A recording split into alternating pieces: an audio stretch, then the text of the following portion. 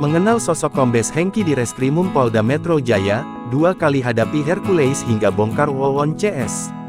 Mengenal sosok Kombes Hengki di Reskrimum Polda Metro Jaya, polisi bernyali yang 2 kali hadapi Hercules hingga bongkar kasus Wawon CS. Baru-baru ini, Kombes Hengki juga sempat memberantas dep kolektor yang melawan pihak kepolisian. Lantas siapakah sosok Kombes Pol Hengki Haryadi? Perwira menengah Polri kelahiran Palembang, tanggal 16 Oktober tahun 1974 ini merupakan lulusan Akpol 1996, berpengalaman dalam bidang reserse. Jabatan terakhirnya adalah Kapolres Metro Jakarta Pusat sebelum dipromosikan sebagai Dirkrimum Polda Metro Jaya berdasar surat telegram Kapolri dengan tertanggal tanggal 13 April tahun 2022.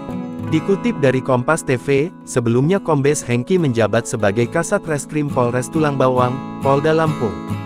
Selanjutnya Kapolsek Teluk Betung Selatan, Bandar Lampung, Lampung kemudian pangkat Kompol di tahun 2010 sebagai Pamen di Polda Metro Jaya. Dari Lampung menuju Jakarta, jabatan pimpinan pertamanya di Jakarta adalah Kapolsek Metro Gambir. Hengki 2 kali berhadapan dengan Rosario de Marshall atau dikenal dengan nama Hercules. Pertama saat Hengki menjabat sebagai Kasat Reskrim Polres Metro Jakarta Barat. Hengki sempat menangkap Hercules CS karena melakukan tindakan kekerasan hingga pemalakan kepada masyarakat di kawasan Kebonjeruk, Jakbar.